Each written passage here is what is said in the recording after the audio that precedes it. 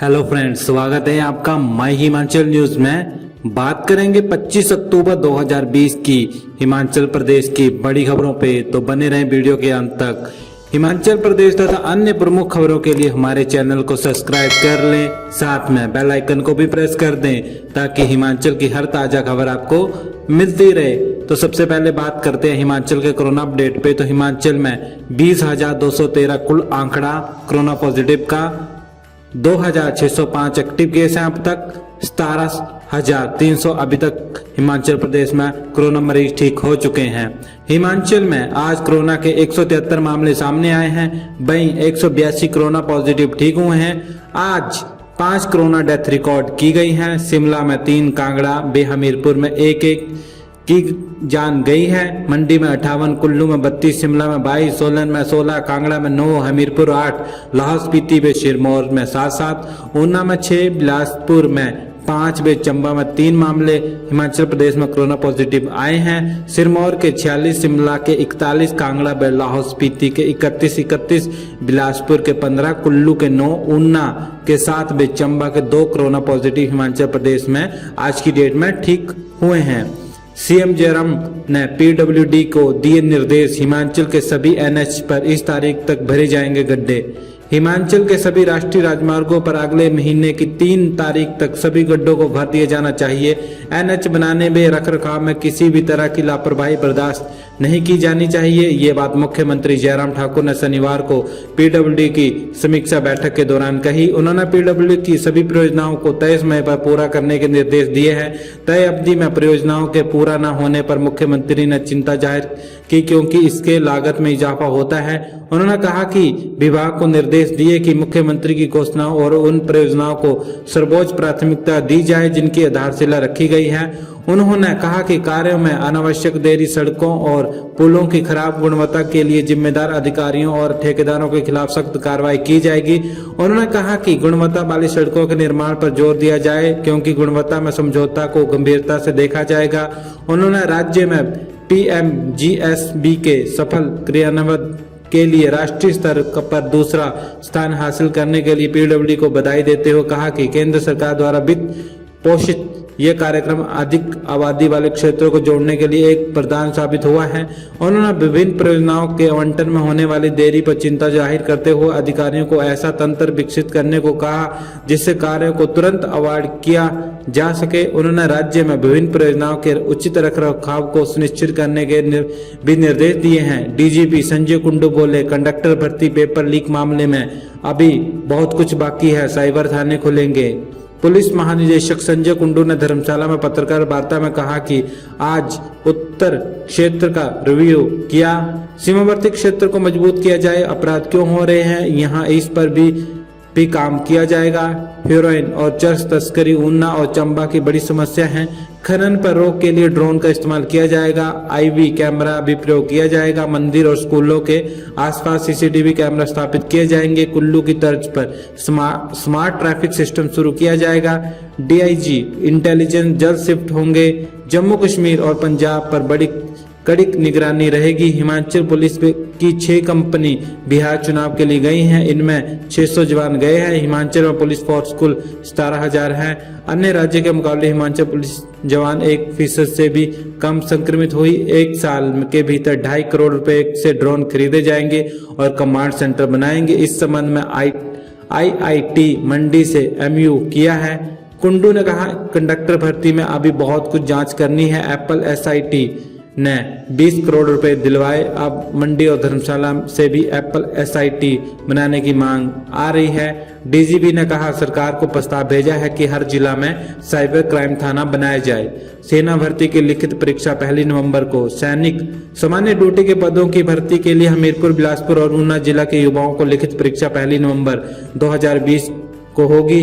लिखित परीक्षा का आयोजन हमीरपुर के अणु खेल स्टेडियम में होगा। उम्मीदवारों को पुराने एडमिट कार्ड के साथ ही प्रवेश मिलेगा। परीक्षा से पहले उन्हें पुराने कार्ड के बदले नया एडमिट कार्ड मौके पर ही उपलब्ध करवाया जाएगा। सेना भर्ती कार्यालय के निदेशक कर्नल संजीव कुमार त्यागी ने कहा कि इस परीक्षा के उम्मीदवारों को पुराने एडमिट कार्ड के साथ ही प्रवेश मिलेगा। परीक्षा शुरू होने से पूर्व ही उन्हें पुराने कार्ड के बदले मौके पर ही नया एडमिट कार्ड जारी किया जाएगा। नया एडमिट कार्ड 1 नवंबर को सुबह 3 बजे से प्राप्त किया जा सकेगा। योजनाएं धरातल पर नहीं उतरी तो निलंबित होंगे अफसर, सीएम ने बैठक में लगाई फटकार। जयराम ठाकुर ने कहा कि हिमाचल में सड़कों और पुलों से संबंधित योजनाएं धरातल पर नहीं उतरी तो अफसरों को निलंबित किया जाएगा। कई दिनों से विपक्ष आरोप लगा रहा है कि अफसरशाही मनमानी कर रही है और ये सीएम के नियंत्रण में नहीं है। ऐसी स्थिति में मुख्यमंत्री जयराम ठाकुर ने शनिवार को लोक निर्माण विभाग की समीक्षा बैठक में कड़े तेवर दिखाए। गुस्साए मुख्यमंत्री ने लापरवाह अधिकारियों को कड़ी कार्रवाई के लिए चेताया। उन्होंने राष्ट्रीय राजमार्ग प्राधिकरण के अधिकारियों को भी राज्य में प्राधिकरण की विभिन्न योजनाओं का रखरखाव सुनिश्चित करने के निर्देश दिए। उन्होंने कहा कि राष्ट्रीय उच्च मार्ग में रखरखाव में किसी भी तरह की लापरवाही को गंभीरता से लिया जाएगा। उन्होंने राष्ट्रीय उच्च मार्ग पर सभी गड्ढों को 3 नवंबर से तक भरने को कहा है। सीएम ने कहा कि अब सिर्फ बातों से ही काम नहीं चलेगा। विभाग को मुख्यमंत्री की घोषणाओं और जिन परियोजनाओं का शिलान्यास किया जा चुका है उन्हें प्राथमिकता के आधार पर पूरा करने को कहा गया। मुख्यमंत्री के विभिन्न परियोजनाओं को के क्रियान्वयन के कार्य के आवंटन में देरी पर भी चिंता जताई। पूर्व मंत्री जीएस बाली बोले, वैक्सीन के नाम पर बोर्ड हड़पने की कोशिश कर रही है भाजपा।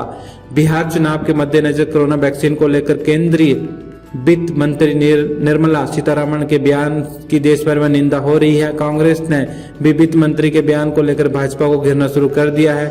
इसी कड़ी में पूर्व मंत्री जीएस बाली ने भी भाजपा पर हमला बोला। पूर्व मंत्री ने अपने सोशल मीडिया अकाउंट के माध्यम से बयान जारी किया। बाली ने कहा कि भारत के लोगों को कोरोना वैक्सीन भी तब मिलेगी जब राज्य में चुनाव जीतकर भाजपा सरकार बनाएगी।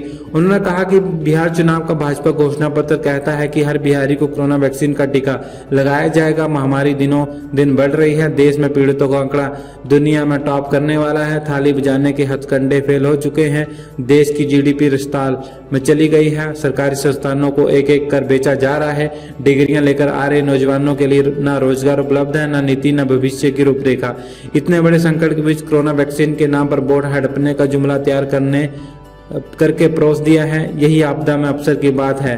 दुख का विषय है कि हर गंभीर स्थिति को मजाक और लाभ के तौर पर देखा जा रहा है। अभ्यर्थी को राहत। कर्मचारी चयन आयोग ने 1756 पदों के लिए बढ़ाई आवेदन की तिथि। हिमाचल प्रदेश कर्मचारी चयन आयोग ने अभ्यर्थियों को बड़ी राहत दी है। आयोग ने 1756 पदों के लिए आवेदन की तारीख को 31 अक्टूबर तक बढ़ा दिया है। अभ्यर्थी वेबसाइट के ठप रहने की वजह से आवेदन नहीं कर पा रहे थे। इसके बाद आवेदकों ने तय तिथि को आगे बढ़ाने की मांग की थी। इस मांग को आयोग ने मान लिया है। इससे प्रदेश भर में के हजारों युवाओं को बड़ी राहत मिली है। इससे पूर्व अभ्यर्थी लवनीश कुमार, देशराज, रीना कुमारी, हेमंत कुमार, प्रदीप कुमार, पवन कुमार, संतराम, हेमलता, उदय हंसराज, कुलदीप, प्रकाश शर्मा, हेमराज, सतीश कुमार, अशोक कुमार, कमलेश कुमार, कमल कुमार ने बताया कि पिछले 4 दिनों से ऑनलाइन आवेदन करने का प्रयास किया जा रहा है, लेकिन वेबसाइट सुचारू रूप से न चलने की वजह से फार्म आधा अधूरा भरा जा रहा था। रीना कुमारी ने बताया कि चयन आयोग ने महिलाओं की फीस माफ की हुई है, परंतु वेबसाइट में तकनीकी खराबी के चलते फीस मांगी जा रही है। अभ्यर्थियों ने ऑनलाइन आवेदन की अंतिम तिथि को बढ़ाने की मांग की थी। उधर आयोग के सचिव डॉक्टर जितेंद्र कंवर ने कहा कि अभ्यर्थियों की समस्या को ध्यान में रखते हुए विभिन्न पदों के लिए आवेदन की तिथि को 31 अक्टूबर दोपहर 11 यानी कि 12 बजे तक बढ़ा दिया है। उन्होंने बताया कि वेबसाइट में लोड होने के चलते समस्या पेश आ रही थी। इसके बाद ये निर्णय लिया गया है। भाजपा यूं ही प्रताड़ित करती रही तो मंडी सदर में कांग्रेस से चुनाव लड़ेंगे अनिल शर्मा, आश्चर्य। सदर मंडी से भाजपा विधायक अनिल शर्मा के बाद अब उनके बेटे एवं कांग्रेस प्रदेश महासचिव आश्रय शर्मा ने जयराम सरकार पर हमला बोला है। शनिवार को मंडी में प्रेस वार्ता में आश्रय ने कहा कि भाजपा अगर यूं ही प्रताड़ित करती रही तो उनके पिता अनिल शर्मा मंडी सदर से आगामी विधानसभा चुनाव में कांग्रेस टिकट से चुनाव लड़ सकते हैं। आश्रय ने स्पष्ट किया कि सदर से मैं नहीं बल्कि उनके पिता अनिल शर्मा ही चुनाव लड़ेंगे। उन्होंने आरोप लगाया कि भाजपा उनके विधायक पिता के संवैधानिक अधिकार छीन रही है। प्रदेश में एकमात्र मंडी के विधायक पर 5 सदस्यीय कमेटी बैठाई गई है जो विधायक के सारे काम देख रही है। मुख्यमंत्री के कार्यक्रमों में प्रशासन अनिल शर्मा को सदर का विधायक होने के नाते आमंत्रित नहीं करता। जब वे बिना बुलाए किसी कार्यक्रम में जाते हैं तो उनके बैठने के लिए कुर्सी तक नहीं रखी जाती।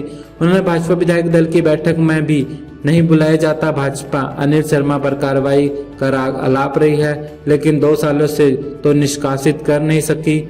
आखिर अब तो निष्कासन करके दिखाए। सांसद रामस्वरूप शर्मा पर पलटवार करते हुए कहा कि पंडित सुखराम का परिवार सुविधा की नहीं संघर्ष की राजनीति करता है। अनिल शर्मा को मंत्री महेंद्र सिंह का खौफ नहीं है, वे 6 बार मुख्यमंत्री रहे। वीरभद्र सिंह से नहीं डरे तो महेंद्र सिंह से क्या डरना।